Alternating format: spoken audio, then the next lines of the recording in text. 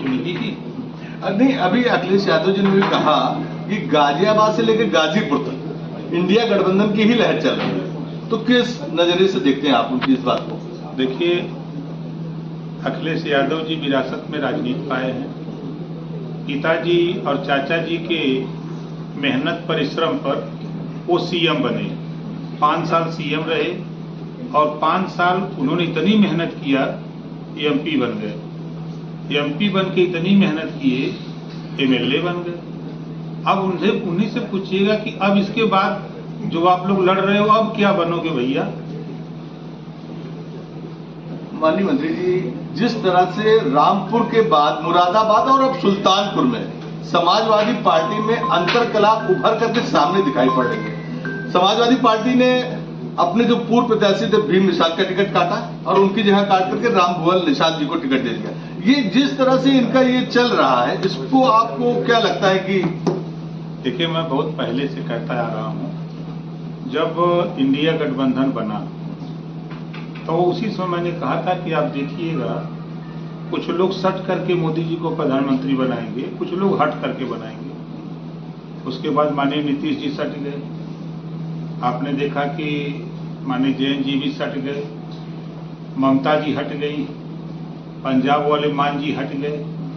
तो अखिलेश जी भी चाहते हैं कि 2024 में माननीय नरेंद्र मोदी जी प्रधानमंत्री बने, भारी बहुमत से जीतें। वो हट करके सहयोग कर रहे हैं। उदाहरण आप देखिए, मध्य प्रदेश में क्या बोला था, कांग्रेस चालू पार्टी है, इसको वोट मत देना। उन्हीं के बयान है, हमारे बयान नहीं है।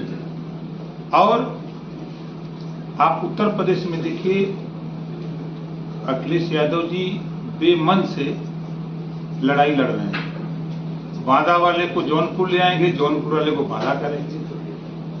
माननीय मंत्री जी, एक सवाल ये है कि जिस तरह से भारतीय जनता पार्टी ने मां को टिकट दिया और बेटे से दूरी बनाई, और जिसकी चर्चा भी सुल्तानपुर में खासी है, तो इसको लेकर के क्या देखते हैं आप कि वजह क्या है?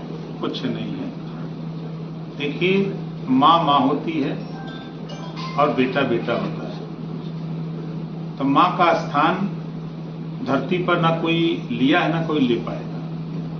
तो जहां तक राजनीति की चर्चा है, तो राजनीतिक कारणों से जो हुआ, जो डिसीजन हुआ, सभी लोगों ने सिरधार उसको स्वीकार किया और मैदान में है।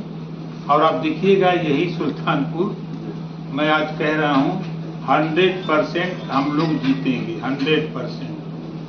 कितना कोई चिल्लाई, मेनका गांधी यहां से चुनाव जीती हैं, कोई कुछ कर न पाई।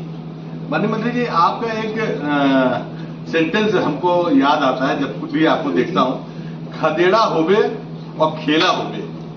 तो इस बार क्या होगा, ये हम एक बार पुनः चाहते हैं कि आप हमारे दर्शकों को बताइए।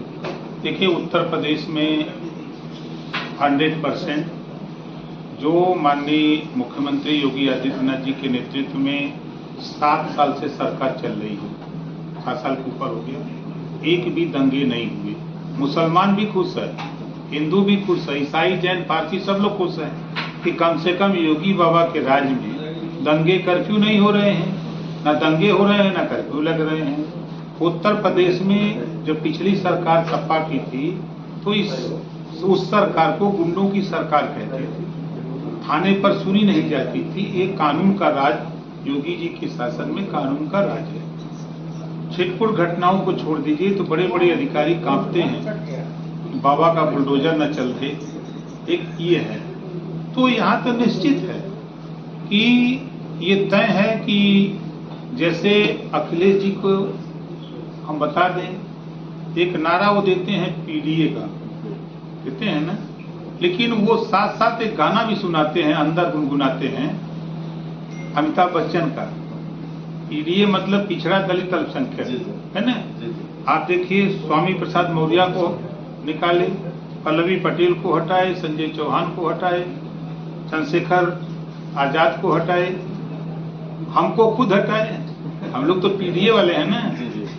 तो वो अंदर क्या गाना गाते हैं मोदी जी के लिए, ये पीडीए का तो हम नाम लेते हैं, लेकिन ये पीडीए के लिए गाना गाते हैं कि मेरे अंगने में तुम्हारा क्या काम है। ये सुनाते हैं पीडीए वालों को और चिल्लाते हैं पीडीए पीडीए। तो इस समय सारा खेल खत्म हो गया है। अब यहाँ जो माहौल चल रहा है, चाहे कोई कुछ कहे, नेता चाहे जो बोल ले, जनता के बीच में नीचे जाएंगे। आप देखिए वोट का समीकरण, पूर्वांचल की 28 लोकसभा सीटों पर 1 लाख, 1.25 लाख, 1.5 लाख, 80,000, 50,000, 25,000 वोट तो हम दे रहे हैं। एक वोट भी बनिया का, चाहे सवाल का, चौरसिया का, सोनार का नहीं भागने वाला है। आप उठा के देखिए, अगर पश्चिम से चलेंगे, एक बिरादरी है कल्याण जी की, इसको लोध कहते हैं। 99.9% वो भाजपाई है ना। पूरे उत्तर प्रदेश का चौहान भाजपाई है। उसके बाद छोटे छोटे वोट आप देखिए, नाई, गोंड, पाल, प्रजापति, बिंद, किवट, मल्ला, आराकर्क, बंसी, बंजारा, बहेलिया, खंघार, ये जातियां जो है कोई गिनती नहीं करता है। ये वोट मोदी जी के यहाँ एकदम आंख मूंद के खड़ा है। कोई कितनों चिल्लाई, वो मोदी के छोड़ के न जाइए। तो मतलब इस बार आप 400 के पार करा के ही रहेंगे 100%। बहुत बहुत धन्यवाद आपका।